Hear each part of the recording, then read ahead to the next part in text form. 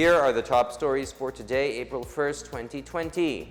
Around 18 million low-income households affected by COVID-19 will receive emergency subsidy starting April. The Department of the Interior and local government vowed to protect medical workers amid the attacks hurled against them. Field implementation of UP-developed diagnostic kit is scheduled in April. And 8 artists are staging a virtual exhibit to raise funds for medical frontliners.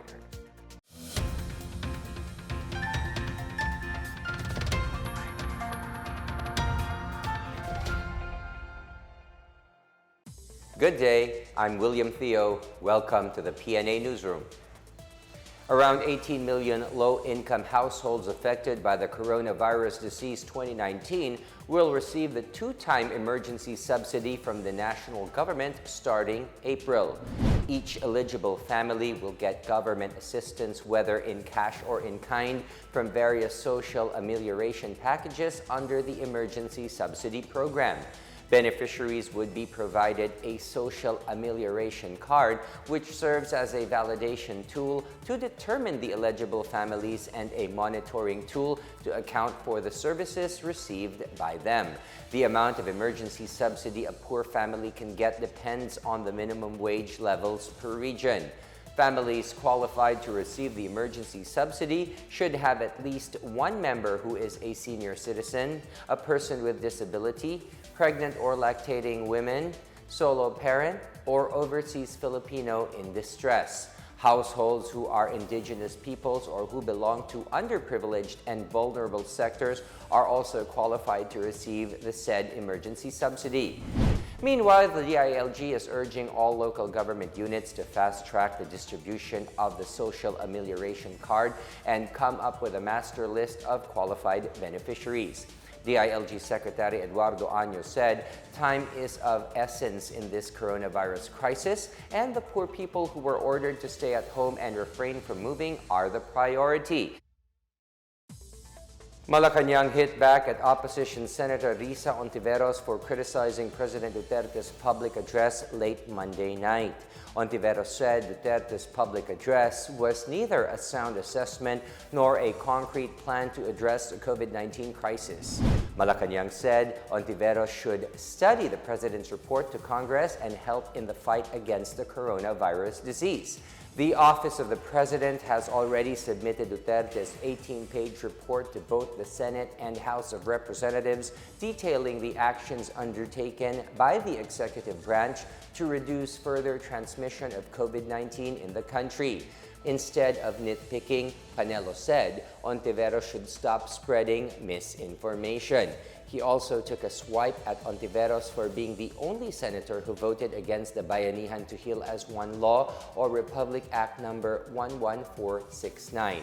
Duterte's outlined program includes feeding for 2 months of the 18 million low-income households who were displaced by the enhanced community quarantine, acquiring medical equipment and supplies for doctors and health workers, the establishment of testing facilities and laboratories to enhance the country's health system, assistance for farmers and the fisher folk in their hour of distress, and to effect the smooth and efficient distribution of donations of medical supplies and PPEs by tasking the Office of Civil Defense to the job, and giving the department sufficient authorities to implement the provisions and objectives of the Bayanihan to Heal as One Act. Panelo said the good senator may want to study the same for her enlightenment instead of courting a media hype. Albay Representative Joey Salceda on Tuesday said the immediate rollout of the emergency subsidy program will act as an incentive for families to comply with social distancing measures amid the coronavirus crisis. Salceda made the remark following President Duterte's message to the public that the government will make up for the loss of economic opportunities caused by the Luzon-wide quarantine. Salceda thanked Duterte for considering the proposal to expand the coverage to include basic sectors such as tricycle drivers and lactating and pregnant women in the largest and widest social protection program in our country's history. Malacanang on Tuesday said local government officials who are misappropriating funds for COVID-19 response will be slapped with criminal charges. Presidential spokesperson and Chief Presidential Legal Counsel Salvador Panelo issued a stern warning a day after President Duterte threatened to detain public officials engaged in corruption amid the COVID-19 crisis. Here is a portion of his interview over Radio Pilipinas. Yung mga nangungupahan lang siya doon sa barangay, hindi binibigyan ng chairman dahil hindi naman daw sila may-ari ng bahay. Mali yun. Dapat lahat ay tatanggap. Wala tayong i-exempt dyan. Sinasabing 8,000 per worker ay baka daw mabawasan, sir. Baka kupitan pa. Gaya ng sabi ni Presidente, kung local official ka, immediately suspended ka.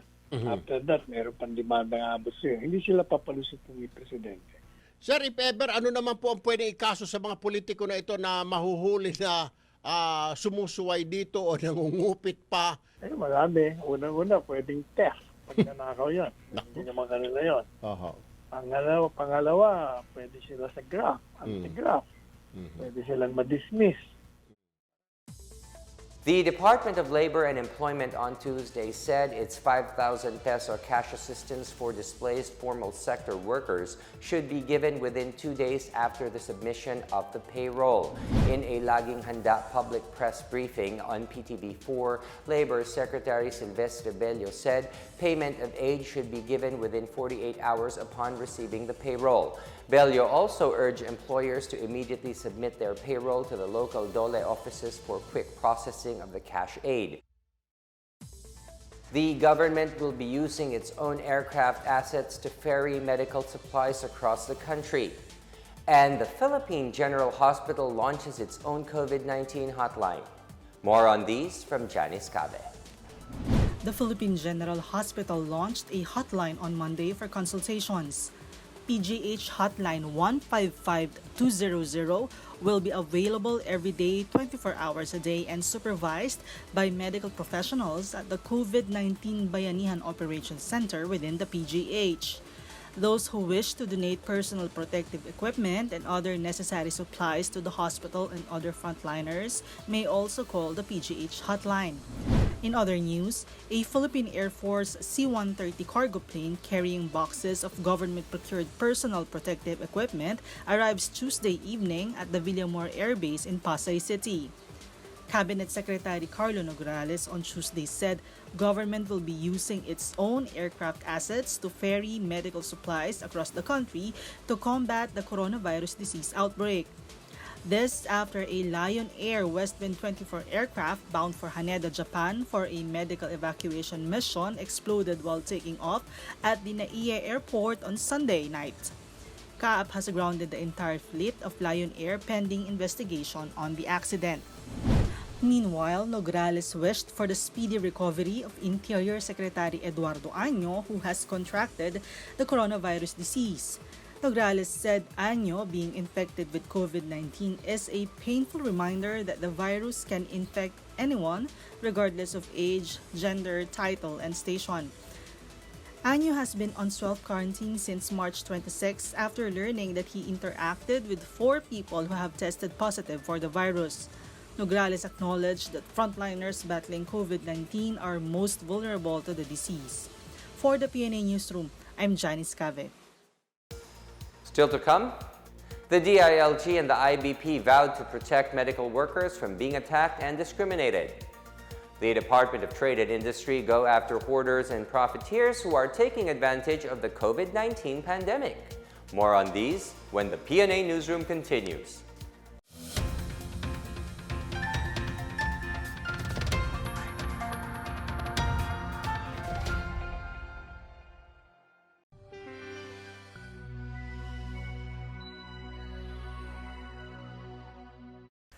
Gabay sa pag-fill up ng Social Amelioration Card o SAC. Ilagay ang buong pangalan, buong detalye ng tirahan o address, inyong trabaho at lugar o kumpanyang pinagtatrabahuhan, at nakasulat sa malalaking letra. Sunod dito ay isulat din ang pangalan, date of birth, okupasyon at kondisyong pangkalusugan ng bawat miyembro ng inyong pamilya.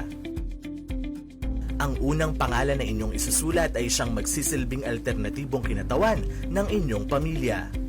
Inuulit po namin ang kahalagahan ng paglalagay ng kumpletong detalye, kaya't huwag pong lalagpasan ang anumang hinihiling impormasyon. Kapag kumpleto na ang inyong detalye, ilagay ang inyong lagda sa espasyong nakalaan. 2 ang SAC form na pipirmahan. Ang isa ay isusumite sa lokal na pamahalaan na babalik sa inyong bahay at ang isa ay may iwan sa household. Itago ito for reference and monitoring. Ito na ang magsisilbing family assistance record ng inyong pamilya kung saan isusulat ang mga tulong na naibigay ng alinmang ahensya ng gobyerno.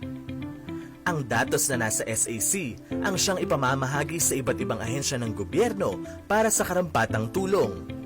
Tandaan, ang SAC form ay isang validation tool lamang na naglalayong makita kung sino ang higit na nangangailangan ng madaliang ayuda.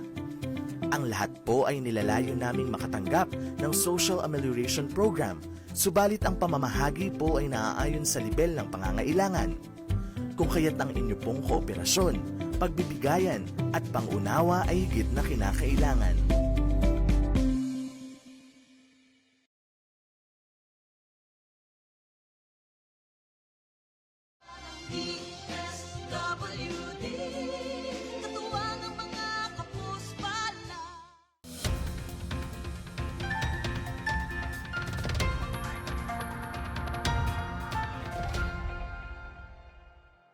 The Department of the Interior and Local Government on Tuesday condemned the attacks against health workers in the country. It also assured their protection amid the COVID-19 pandemic.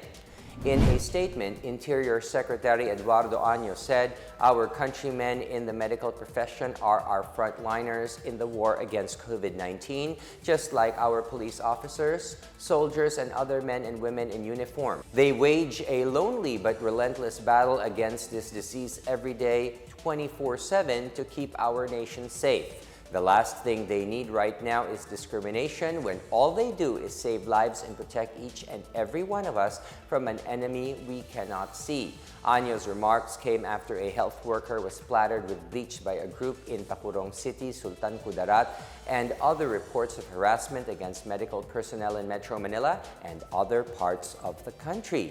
He directed the Philippine National Police to go after the perpetrators of the Sultan Kudarat attack and bring them to justice as soon as possible.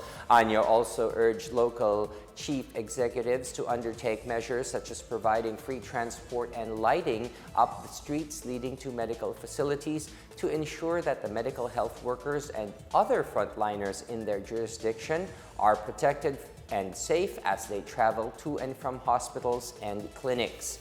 Meanwhile, PNP Chief General Archie Gamboa directed all police units to provide every possible assistance and security to medical staff and health workers. Gamboa said he ordered PNP personnel manning quarantine control stations to extend utmost assistance to them, to include escorting them to their assigned hospitals if necessary.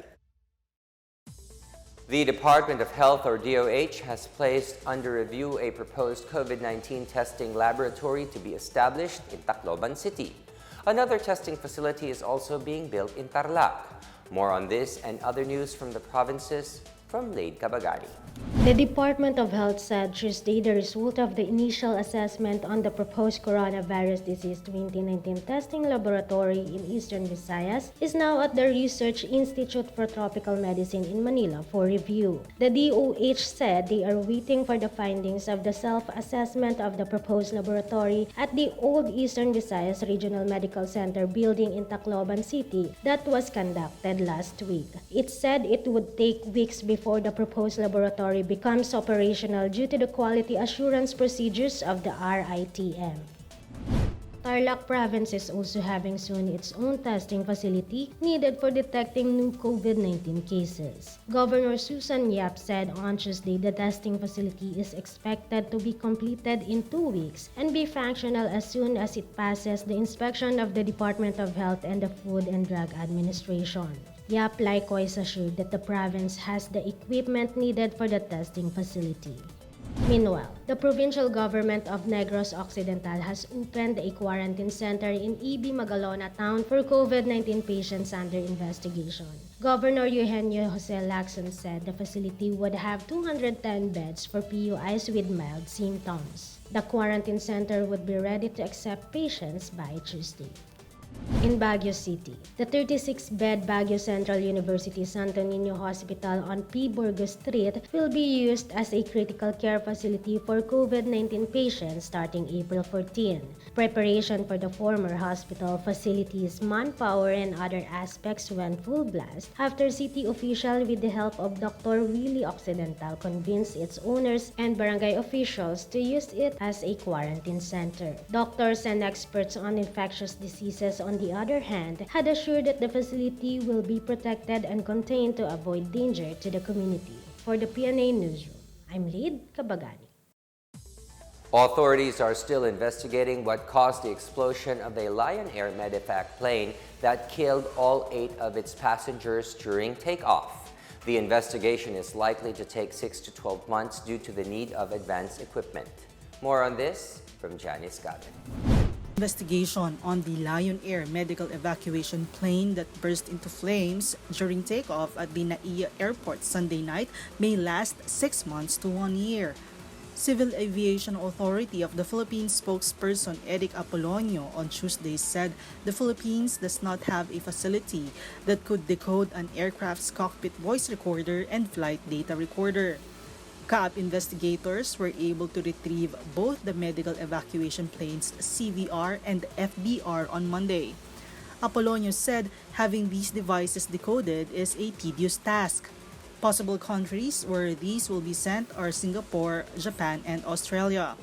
Apolonio also said they are expecting that the final report, which includes the findings, can be submitted to the CAAP Director General in 6 to 12 months. The plane bound for Japan exploded at the end of Naiya Runway 24 at around 8 p.m. Sunday. All 8 on board did not survive the accident. Because of the accident, CAAP on Monday grounded the entire fleet of Lion Air Incorporated while investigation is ongoing. For the PNA Newsroom, I'm Janice Cave.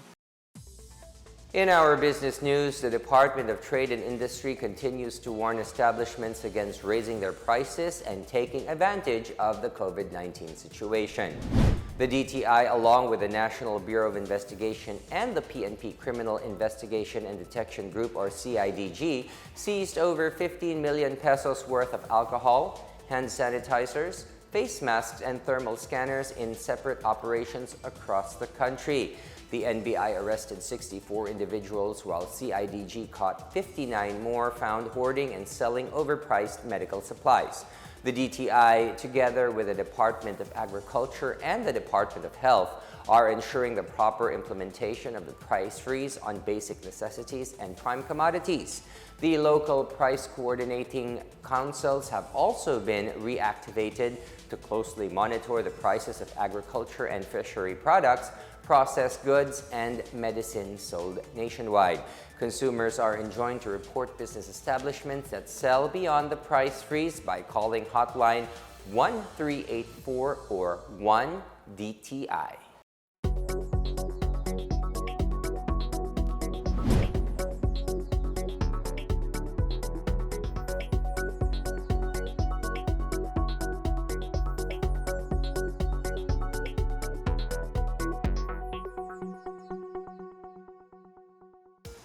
Up next, field implementation of UP developed diagnostic kit is scheduled in April. And 8 artists are staging a virtual exhibit to raise funds for medical frontliners. The PNA Newsroom returns after these reminders.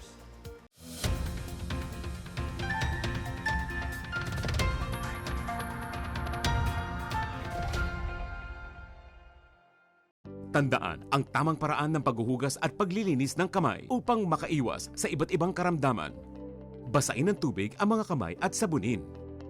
Unang sabunin ang mga palad at ang likod ng mga kamay. Kuskusin na maigi ang pagitan ng mga daliri at maging ang mga kuko. Isunod ang pagitan ng mga hinlalaki at kuskusin ng paikot ang mga dulo ng mga daliri sa magkabilang palad. Banlawang mabuti ang mga kamay sa malinis na tubig at patuyuin ang mga kamay gamit ang single-use towel o air dryer. Basta't sama-sama at laging handa, kaya natin to! Isang paalala mula sa DOH, PCOO, KBP at ng himpilang ito. Alamin kung paano ang tamang pagsusuot ng surgical mask. Una, hawakan ang mask sa strap at siguruhing natatakpan nito ang inyong bibig at ilong. Tandaan, ang may kulay na bahagi ng mask ang dapat nasa labas. Ito lamang ang tamang paraan ng pagsuot nito. Ihulma ang nose piece o maliit na metallic strip ayon sa hugis ng inyong ilong. Iwasan ang paghawak sa inyong ilong at bibig. Kung marumi na ang mask, hubarin ito gamit ang strap at itapon ito sa isang basurahan. Siguruhin ang maayos na paghuhugas ng kamay gamit ang sabon at tubig. Ang surgical mask ay dapat gamitin ng mga pasyenteng may sakit sa baga o mga taong mayroong ubo, sipon at lagnat, mga nag-aalaga sa mga may sakit, at mga healthcare at frontline workers. Maaari ring magsuot nito kung kayo ay pupunta sa matataong lugar. Basta't sama-sama at laging handa, kaya natin to! Isang paalala mula sa DOH, PCOO, KBP at ng himpilang ito.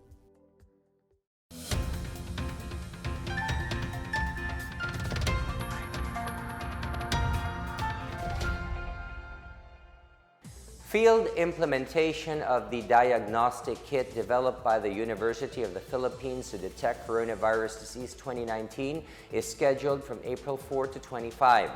Science and Technology Secretary Fortunato de la Pena said they hope to get the certificate of product registration from the Food and Drug Administration by April 3.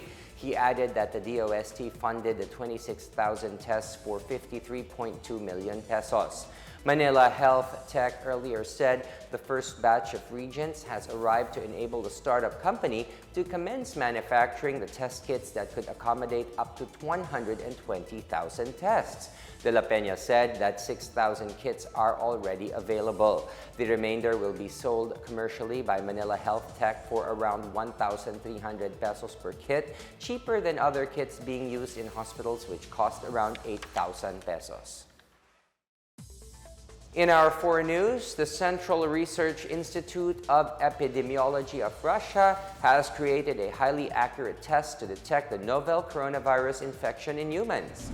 Russia's sanitary watchdog Rosprotbennadzor on Tuesday said the testing kit has successfully passed clinical trials and was registered for use in the Russian Federation on March 25. The test not only detects SARS-CoV-2, but also to differentiate it from other SARS-CoV-type viruses and even MERS-CoV. Russia has reported nearly 1,900 cases of the infection, but with only 9 deaths. The Russian government set up an internet hotline to keep the public informed about the coronavirus situation. The World Health Organization on Tuesday said, given the limited availability of test kits worldwide, it is necessary to implement a strategy on prioritizing who to test for COVID-19 infections. WHO Western Pacific Region COVID-19 Incident Manager Dr. Socorro Escalante said from a clinical perspective, patients with severe symptoms or elderlies with underlying conditions are prioritized for the tests. She, however, said what's important is that the test will be effectively used to identify case entry, to trace the contact, and to quarantine. Technical advisor Dr. Matthew Griffith, meanwhile, said the seemingly high proportion of COVID-19 deaths in the country was due to the testing strategy employed by health authorities, where they prioritize severe cases. With more subnational laboratories expected to become operational within the week, Griffith said testing is expected to increase substantially in the coming days. 8 artists are staging a virtual exhibit to raise funds to buy personal protective equipment of medical frontliners in Baguio City. The virtual exhibit, entitled Art in the Time of COVID, features works of visual artists for sculpture, painting, and even cartooning. Participating artists are Manix Abrera, Roberto Acosta, Jandy A. Carbajal, Cora Dandan Albano, Earl John A. Deswasido, Tiawan Medrano, Cathy Santa Ana, and sculptor Benhur Villanueva Jr. The exhibit was launched on March 28 after Medrano, who is also from the University of the Philippines Baguio's Museo Cordillera, asked fellow artists if they are willing to donate artwork for the benefits of the city's frontliners. Meanwhile, Villanueva is presenting at the art exhibit Medicine Man, which is inspired by his late father and namesake Ben Hor Sr. Villanueva said his family was supposed to stage an exhibit tribute for his dad, who died last January 20. But the show that was slated March 15 at the Cafe by the Ruins was canceled because of the COVID-19 scare. And here's the latest weather forecast from Pag-asa. The country is expected to have fair weather in the next 3 to 5 days as there are no low-pressure areas affecting the country. Pag-asa on Wednesday said warm and humid weather will prevail over the whole archipelago as the easterlies continue to affect the eastern section of the country. Partly cloudy to cloudy skies with some isolated rain showers either in the afternoon or evening will be experienced. Light to moderate winds with slight to moderate seas will prevail.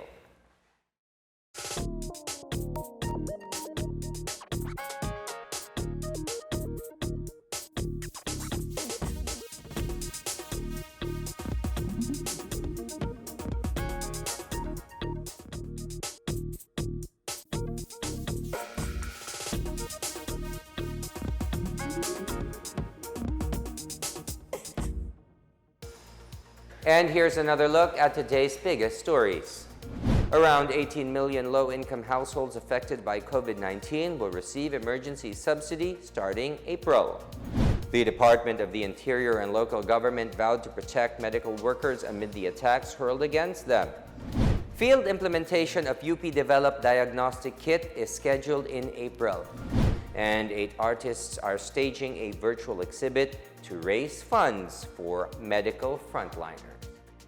Thank you for watching another episode of the PNA Newsroom.